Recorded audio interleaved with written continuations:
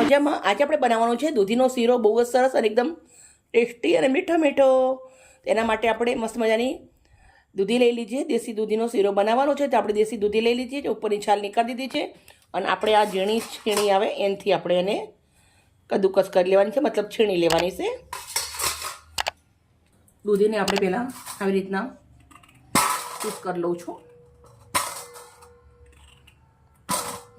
મસ્ત દૂધી છે, તમે જોઈ શકો છો, કૂણી કૂણી. તો આપણે આવી રીતે એને ખમણી લેવાની છે. નાનું જે આવે છીણી એનાથી ખમણું છું. તમે મોટાથી ખમણી શકો છો, પણ એના રૂસા બહુ મોટા થઈ જાય છે તો મજા નહીં આવે.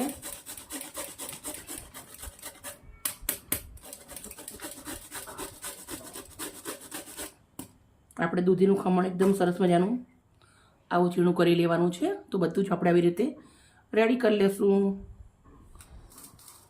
છેણી અને એક થાળીના અંદર લઈ લીધી છે. લોડાની કઢાઈ લેવાની છે. કઢાઈ ગેસ ઉપર ગરમ મૂકી દીધી છે. અંદર આપણે દેશી ઘી નાખવાનું છે.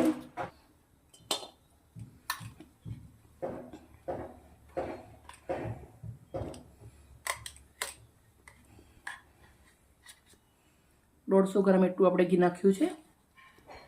ગરમ થવા દેશું. ઘી ગરમ થઈ ગયું છે તો આપણે છીણેલી દૂધી નાખી દેવાની છે. તમે ચાહો તો દૂધીનો રસ કાઢીને બી નાખી શકો છો, જલ્દી શેકાઈ જશે. આ શેકાતે થોડી વાર લાગે પણ સરસ લાગે. આ શેકેલું થોડી મહેનત કરવી પડે પણ મહેનતનું ફળ મીઠું મળે. 4 થી 5 નંગ ઇલાયચી લેવાની છે, એને આવી રીતના બીજ કાઢી દેવાના છે. તમે વાટીને નાખવી હોય તો બી નાખી શકો છો, પણ હું આવી રીતે અંદર બીજ જ નાખું છું. ચાવવામાં આવે બહુ જ સરસ લાગે. 5 થી 5 આપણે ઇલાયચી આવી રીતે છોલી અને નાખી દઈશ. 50% ઘીના અંદર દૂધી શેકાઈ ગયા પછી આપણે અંદર 1 મોટી ચમચી ભરી અને સોજી નાખું છું. નાની ચમચી હોય તો 2 ચમચી એટલું. એને પણ દૂધી જોડે સરસ મજાનું શેકી દેવાનું છે. સોજી નાખ્યા પછી આપણે 5 મિનિટ સુધી આપણે આવી રીતે એને શેકી લેવાનું છે. દૂધી અને સોજી સરસ શેકાઈ ગયા છે. હવે આપણે અંદર 200 ગ્રામ દૂધ નાખું છું, મલાઈવાળું.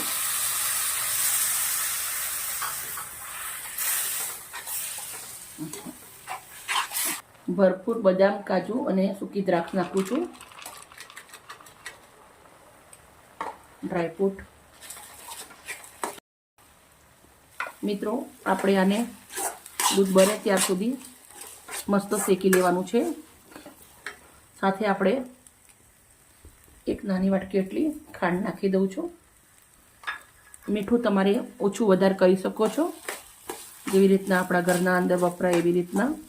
હવે આપણે ઘી નાખવાનું છે. થોડું ઘી બીજું નાખી દઈશું. થોડું આપણે ઘી નાખ્યા પછી આપણે ધીમા તાપે આવી રીતે 5 મિનિટ સુધી આને શેકવાનું છે. જોઈ શકો છો, હું આવી રીતના એને મસ્ત મિક્સ કરતી રહી છું, હલાવતી રહી છું. સરસ મજાનો આપણો શીરો રેડી થઈ ગયો છે. કઢાઈ છોડી દીધી છે, આવી રીતના ગોળ ગોળ ફરે છે. જુઓ, ગેસને બંધ કરું છું અને એક નાનીકડી કઢાઈના અંદર મોટી કઢાઈમાંથી સર્વ કરું છું. સુપર ટેસ્ટી હેલ્ધી બન્યો છે.